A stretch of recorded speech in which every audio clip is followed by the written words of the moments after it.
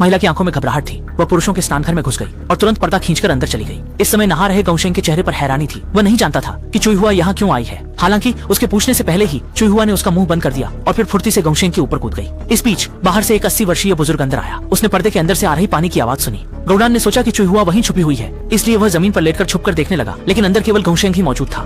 निराश गौडान कमरे की ओर चलने लगा। जैसे ही वह बाहर गया, गौशेंग ने जल्दी से चुईहुआ को नीचे उतारा और पूछा कि वह यहाँ क्यों आई थी। बातचीत के दौरान गौशेंग को पता चला कि गौडान अपनी बेटी की शादी एक 60 साल के बूढ़े व्यक्ति से करवाना चाहता था। नाखुश चुईहुआ ने भागने की बहुत कोशिश की, लेकिन परिवार के लाभ के लिए गौडान उसे इतनी आसानी से कैसे छोड़ता। उसे पकड़ ले। पिता और बेटी के बीच इसी से एक तीव्र पीछा शुरू होता है। जब उसने दूसरी तरफ के अनुभव को सुना तो गौशेंग बहुत दुखी हुआ, लेकिन जैसे ही वह उसकी मदद करने का इरादा करता है, क्वाईहुआ गौशेंग को मुश्किल में नहीं डालना चाहती और तुरंत वहाँ से चली जाती है। बाथरूम में वे सोच रही थी कि उसके पिता काफी दूर चले गए हैं, लेकिन वे मोड़ पर मिल गए। जल्द ही उनकी जोरदार बहस ने गौशेंग का ध्यान आकर्षित किया और दयालु गौशेंग तुरंत चुईहुआ का बचाव करने के लिए आगे आए। अंत में उसकी दृढ़ता के आगे गौडान ने चुईहुआ की शादी करवाने का विचार छोड़ दिया। इसी तरह इस छोटे से घटनाक्रम ने चुईहुआ के जीवन की दिशा बदल दी।